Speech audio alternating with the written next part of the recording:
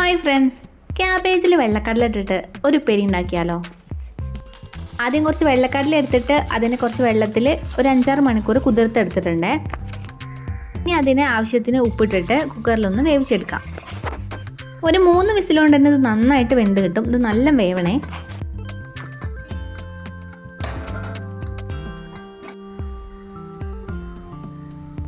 ഇനി നമുക്ക് ക്യാബേജ് ഉപ്പേരി ഉണ്ടാക്കാം. വീട്ടിൽ എപ്പോഴും ഉണ്ടാക്കുന്ന ഒരു ക്യാബേജ് ഉപ്പേരി ഇല്ലേ, അതന്നെ ഉണ്ടാക്കിയാൽ മതി.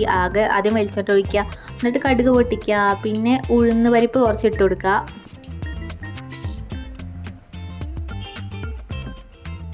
പിന്നെ കുറച്ച് കറിവേപ്പില ഇട്ടൊന്ന് ഇളക്കി കൊടുക്കുക. എന്നിട്ട് പിന്നെ വെളുത്തുള്ളിയും പിന്നെ കുറച്ച് മുളകും ഇട്ട് കൊടുക്കുക.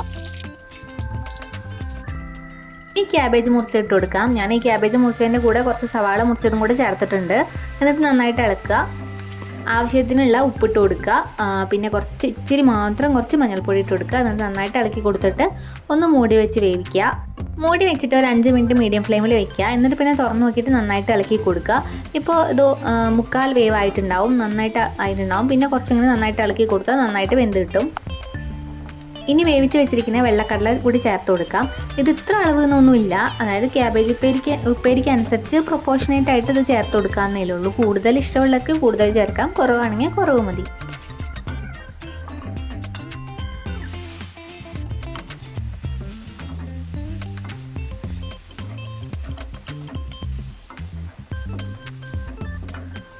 നന്നായിട്ടൊന്ന് ഇളക്കി കൊടുത്തിട്ട് ലാസ്റ്റ് കുറച്ച് ചെറുനാരങ്ങ നീരും കൂടി ചേർത്ത് കൊടുക്കുക. ഇത് ഓപ്ഷണലാണ്, വേണമെങ്കിൽ ചേർത്താൽ മതിയേ.